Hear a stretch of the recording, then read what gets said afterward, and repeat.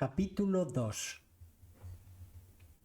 Raskolnikov no estaba acostumbrado al trato con la gente y, como ya hemos dicho, últimamente incluso huía de sus semejantes. Pero ahora se sintió de pronto atraído hacia ellos. En su ánimo acababa de producirse una especie de revolución. Experimentaba la necesidad de ver seres humanos. Estaba tan hastiado de las angustias y la sombría exaltación de aquel largo mes que acababa de vivir en la más completa soledad, que sentía la necesidad de tonificarse en otro mundo, cualquiera que fuese, y aunque solo fuera por unos instantes. Por eso estaba a gusto en aquella taberna, a pesar de la suciedad que en ella reinaba. El tabernero estaba en otra dependencia, pero hacía frecuentes apariciones en la sala.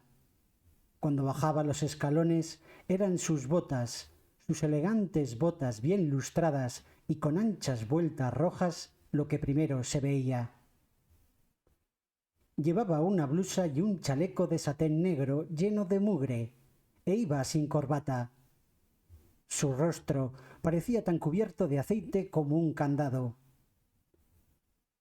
Un muchacho de 14 años estaba sentado detrás del mostrador.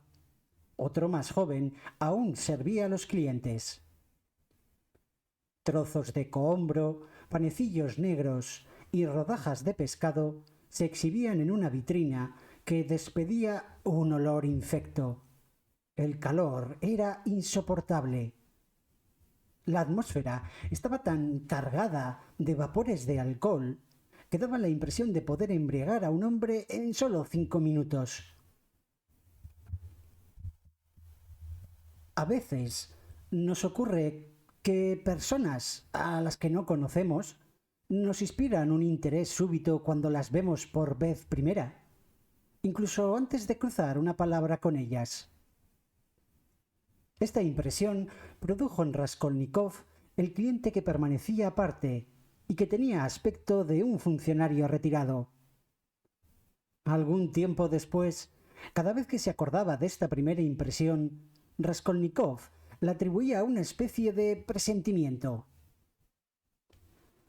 Él no quitaba ojo al supuesto funcionario, y éste no sólo no cesaba de mirarle, sino que parecía ansioso de entablar una conversación con él. A las demás personas que estaban en la taberna, sin excluir al tabernero, las miraba con un gesto como de desagrado, con una especie de altivo desdén, como a personas que considerase de una esfera y de una educación demasiado inferiores para que mereciesen que les dirigiera su palabra.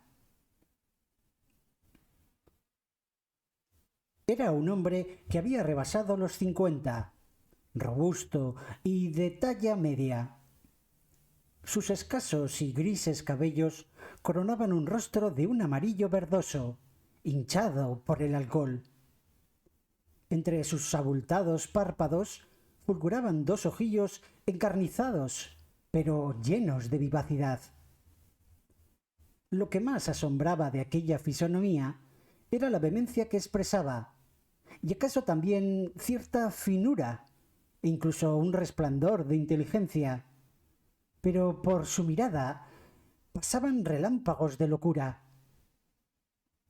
Llevaba un viejo y desgarrado frac, del que sólo quedaba un botón que mantenía abrochado, sin duda con el deseo de guardar las formas. Un chaleco de nankín dejaba ver un plastrón ajado y lleno de manchas.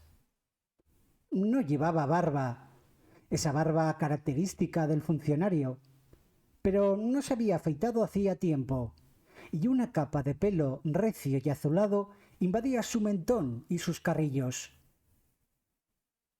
Sus ademanes tenían una gravedad burocrática, pero al mismo tiempo parecía profundamente agitado. Con los codos apoyados en la grasienta mesa, introducía los dedos en su cabello, los despeinaba y se oprimía la cabeza con ambas manos, dando visibles muestras de angustia.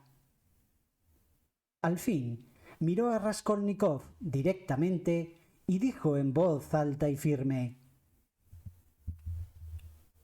Señor, ¿puedo permitirme dirigirme a usted para conversar en buena forma? A pesar de la sencillez de su aspecto, mi experiencia me induce a ver en usted un hombre culto y no uno de esos individuos que van de taberna en taberna. Yo he respetado siempre la cultura unida a las cualidades del corazón. Soy consejero titular. Marmeladov, consejero titular. ¿Puedo preguntarle si también usted pertenece a la administración del Estado? No, estoy estudiando, repuso el joven, un tanto sorprendido por aquel lenguaje ampuloso y también al verse abordado tan directamente, tan a quemarropa por un desconocido. A pesar de sus recientes deseos de compañía humana, fuera cual fuere, a la primera palabra que Marmeladov le había dirigido, había experimentado su habitual y desagradable sentimiento de irritación y de repugnancia hacia toda persona extraña que intentaba ponerse en relación con él.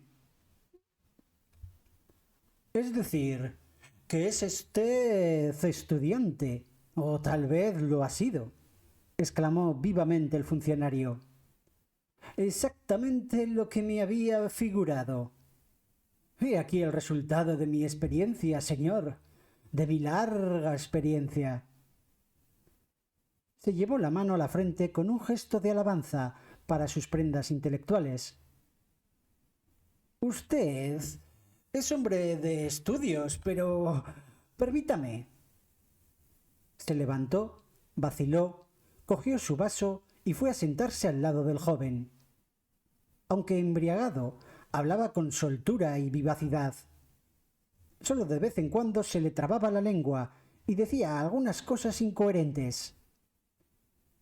Al verle arrojarse tan ávidamente sobre Raskolnikov, cualquiera habría dicho que también él llevaba un mes sin desplegar sus labios.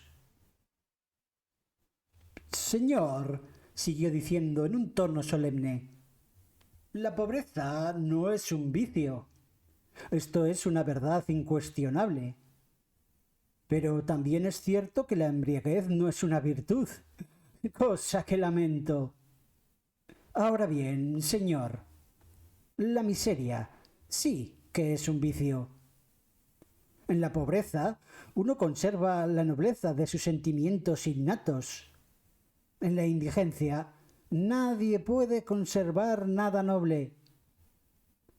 Con el indigente no se emplea el bastón, sino la escoba, pues así se le humilla más para arrojarlo de la sociedad humana. Y esto es justo, porque el indigente se ultraja a sí mismo. He aquí el origen de la embriaguez, señor. El mes pasado, el señor Lebeziatnikov golpeó a mi madre y mi mujer, señor. No es como yo en modo alguno. ¿Comprende? Permítame hacerle una pregunta. Simple curiosidad. ¿Ha pasado usted alguna noche en el Neva? ¿En una barca de heno? No, nunca me he visto en un trance así, repuso Raskolnikov. Pues bien, yo sí que me he visto. Ya llevo 5 noches durmiendo en el Neva. Llenó su vaso, lo vació y quedó en una actitud soñadora. En efecto, briznas de heno se veían aquí y allá, sobre sus ropas e incluso en sus cabellos. A juzgar por las apariencias, no se había desnudado ni lavado desde hacía 5 días. Sus manos, gruesas, rojas, de uñas negras, estaban cargadas de suciedad. Todos los presentes le escuchaban, aunque con bastante indiferencia. Los chicos se reían detrás del mostrador. El tabernero había bajado expresamente para oír a aquel tipo. Se sentó un poco aparte, bostezando con indolencia, pero con un aire de persona importante. Al parecer, Marmeladov era muy conocido en aquella casa. Ello se debía, sin duda, a su costumbre de trabar conversación con cualquier desconocido que encontraba en la taberna, un hábito que se convierte en verdadera necesidad, especialmente en los alcohólicos que se ven juzgados severamente e incluso maltratados en su propia casa. Así, tratan de justificarse ante sus compañeros de orgía y, de paso, atraerse su consideración. Pero di, so fantoche, exclamó el patrón con voz potente. ¿Por qué no trabajas? Si eres funcionario, ¿por qué no estás en la oficina del Estado? ¿Que por qué no estoy en una oficina, señor? Dijo Marmeladov, dirigiéndose a Raskolnikov, como si la pregunta la hubiera hecho éste. ¿Dice usted que por qué no trabajo en una oficina? ¿Cree usted que esta impotencia no es sufrimiento para mí? ¿Cree usted que no sufrí cuando el señor Lebeziatnikov golpeó a mi mujer el mes pasado en un momento en el que yo estaba borracho perdido? Dígame, joven, ¿no se ha visto usted en el caso de tener que pedir un préstamo sin esperanza? Sí, pero ¿qué quiere decir usted con eso de sin esperanza? Pues, contestó Marmeladov, al decir sin esperanza quiero decir sabiendo que va uno a un fracaso seguro. Por ejemplo, usted está convencido por anticipado de que cierto señor, un ciudadano íntegro y útil a su país, no le prestará dinero nunca y por nada del mundo. ¿Por qué se lo ha de prestar? Dígame.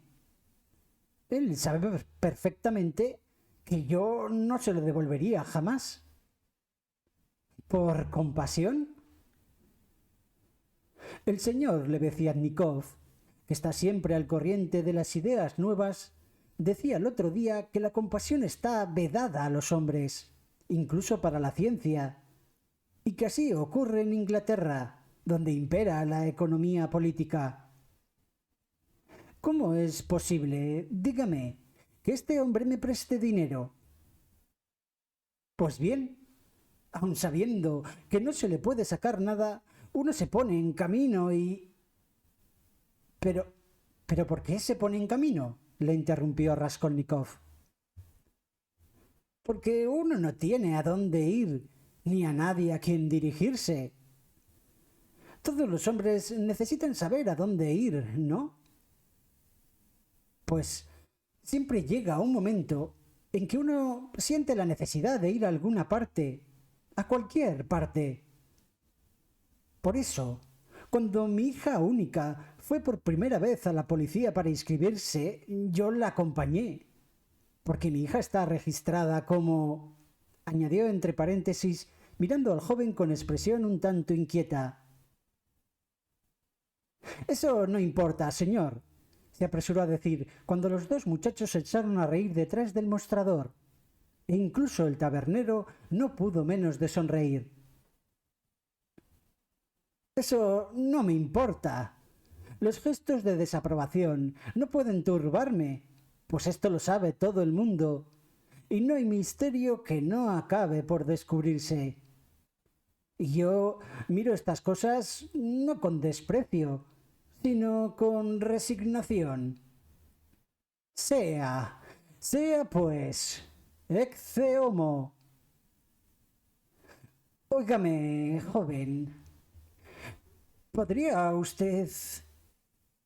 No hay que buscar otra expresión más fuerte, más significativa? ¿Se atrevería usted a afirmar, mirándome a los ojos, que no soy un puerco?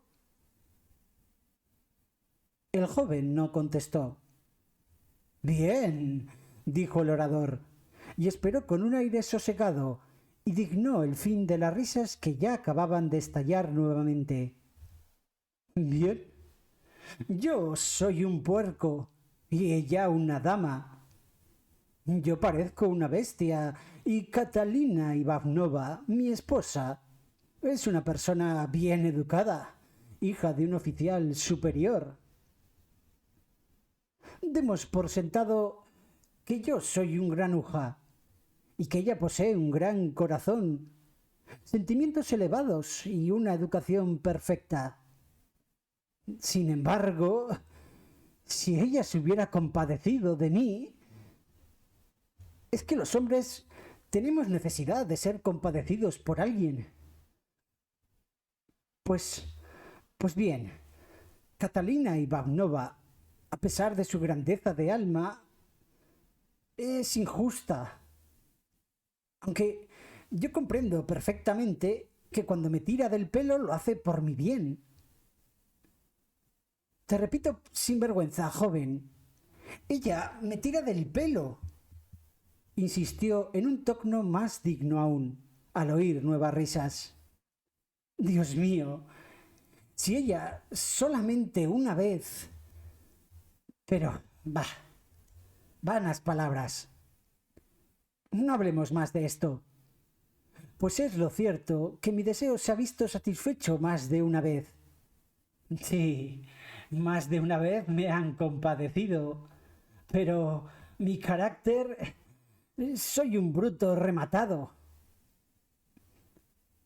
De acuerdo, observó el tabernero mientras bostezaba. Marmeladov dio un fuerte puñetazo en la mesa. Sí, un bruto. Sepa usted, señor, que me he bebido hasta sus medias. No los zapatos, entiéndame. Pues en medio de todo, esto sería una cosa en cierto modo natural. No los zapatos, sino las medias. Y también me he bebido su esclavina de piel de cabra, que era de su propiedad, pues se la habían regalado antes de nuestro casamiento. Entonces vivíamos en un helado cuchitril. Es invierno. Ella se enfría, empieza a toser y a escupir sangre. Tenemos 3 niños pequeños y Catalina Ivanova trabaja de sol a sol. Friega, lava la ropa, lava a los niños. Está acostumbrada a la limpieza desde su más tierna infancia. Todo esto con un pecho delicado, con una predisposición a la tisis. Ya lo siento de veras. ¿Creen que no lo siento? Cuanto más bebo, más sufro. Por eso, para sentir más, para sufrir más, me entrego a la bebida y... Yo bebo para sufrir más profundamente. Inclinó la cabeza con un gesto de desesperación. Joven, continuó mientras volvía a erguirse. Creo leer en su semblante la expresión de un dolor. Apenas le he visto entrar y he tenido esta impresión. Por eso le he dirigido la palabra. Si le cuento la historia de mi vida, no es para divertir a estos ociosos, que además ya la conocen, sino porque deseo que me escuche un hombre instruido. Sepa usted, pues, que mi esposa se educó en un pensionado aristocrático provincial y que el día en que salió bailó la danza del chal ante el gobernador de la provincia y otras altas personalidades. Fue premiada con una medalla de oro y un diploma. La medalla se vendió hace tiempo. En cuanto al diploma, mi esposa lo tiene guardado en un baúl. Últimamente se lo enseñaba a nuestra patrona. Aunque estaba a punto de matar con esa mujer, lo hacía porque experimentaba la necesidad de vanagloriarse ante alguien de sus éxitos pasados y de evocar sus tiempos felices. Yo no se lo censuro, pues lo único que tiene son esos recuerdos. Todo lo demás se ha desvanecido. Sí, es una dama enérgica, orgullosa, intratable. Se friega ella misma el suelo y come pan negro. Pero no toleraría de nadie la menor falta de respeto. Aquí tiene usted explicado por qué no consintió las groserías de Beleznakov. Y cuando éste, para vengarse, le pegó, ella tuvo que guardar cama, y no a causa de los golpes recibidos, sino por razones de orden sentimental. Cuando me casé con ella, era viuda y tenía 3 hijos de corta edad. Su primer matrimonio había sido de amor. El marido era un oficial de infantería con el que huyó de la casa paterna. Catalina adoraba a su marido, pero él se entregó al juego, tuvo asuntos con la justicia y murió. En los últimos tiempos él le pegaba. Ella no se lo perdonó, lo sé positivamente. Sin embargo, incluso ahora llora cuando lo recuerda y establece entre él y yo comparaciones nada halagadoras para mi amor propio. Pero yo la dejo, porque así ella se imagina al menos que ha sido algún día feliz. Después de la muerte de su marido, quedó sola con sus 3 hijitos en una región lejana y salvaje, donde yo me encontraba entonces. Vivía en una miseria tan espantosa que he visto cuadros muy tristes, no me siento capaz de describirla.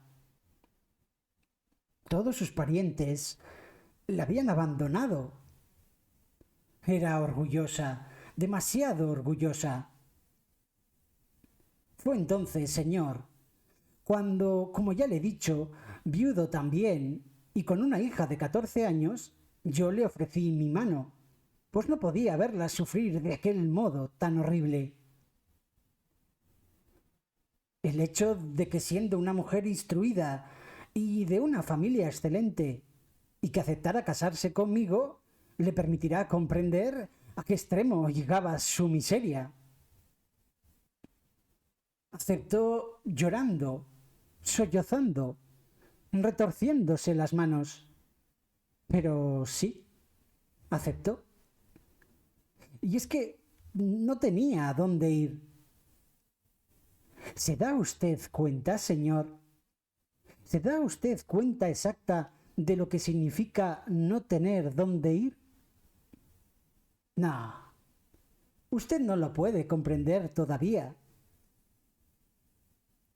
Durante un año entero cumplí con mi deber honestamente, santamente, sin probar eso, mientras señalaba con el dedo la media botella que tenía delante. Yo no soy un hombre de sentimientos, pero no conseguí atraérmela. Entretanto, quedé cesante, no por culpa mía, sino a causa de ciertos cambios burocráticos. Fue entonces cuando me entregué a la bebida. Ya hace año y medio que, tras mil sinsabores y peregrinaciones continuas, nos instalamos en esta capital magnífica, embellecida por incontables monumentos. Aquí encontré incluso un empleo, pero pronto lo perdí. ¿Comprende, señor? Esta vez fui yo el culpable. Ya me dominaba el vicio de la bebida. Ahora vivimos en un rincón que nos tiene alquilado Amalia Ivanovna Lipetzel. Pero, ¿cómo vivimos? ¿Cómo pagamos el alquiler? Todo eso lo ignoro. En la casa hay otros muchos inquilinos. Aquello es un verdadero infierno. Entretanto, la hija que tuve de mi primera mujer ha crecido. En cuanto a lo que su madrastra la ha hecho sufrir, prefiero pasarlo por alto, pues Catalina Ivanova, a pesar de sus sentimientos magnánimos, es una mujer irascible, incapaz de contener sus impulsos. Sí, así es ella. Pero, ¿a qué mencionar estas cosas? Ya comprenderá usted que Sonia no ha recibido una educación esmerada. Hace muchos años intenté enseñarle geografía e historia universal, pero como yo no estaba muy fuerte en estas materias, y además tampoco teníamos buenos libros, pues los libros que hubiéramos podido tener, pues ya no los teníamos, se acabaron mis lecciones. Nos quedamos en Ciro, el rey de los persas. Después leyó algunas novelas y últimamente Lebeziatnikov le prestó la fisiología de Luis. Conoce usted esta obra, ¿verdad? A ella le pareció muy interesante e incluso nos leyó algunos pasajes en voz alta. A esto se reduce su cultura intelectual. Ahora, señor, me dirijo a usted por mi propia iniciativa para hacerle una pregunta de orden privado. ¿Una muchacha pobre pero honesta puede ganarse bien la vida con un trabajo honesto? No ganará ni 15 kopecks al día, señor mío. Y eso trabajando hasta la extenuación, si es honesta y no posee ningún talento. Hay más. El consejero de Estado, Kliptok Ivan Ivanovich, ¿ha oído usted hablar de él? ¿No? No solamente no ha pagado a Sonia media docena de camisas de Holanda que le encargó, sino que la despidió ferozmente con el pretexto de que le había tomado mal las medidas y el cuello le quedaba torcido. Y los niños hambrientos y...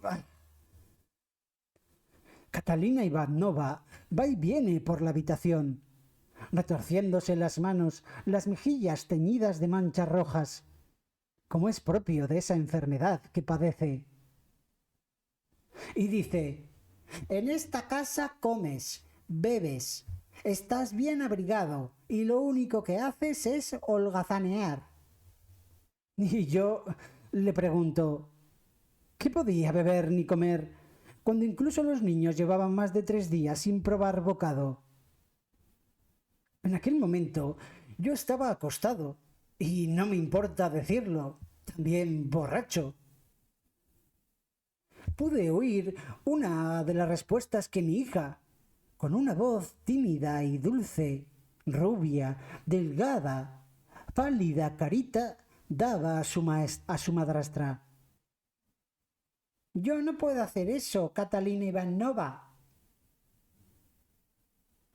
Ha de saber que Daría Frazneva, una mala mujer a la que la policía conoce perfectamente, había venido 3 veces a hacerle proposiciones por medio de la dueña de la casa.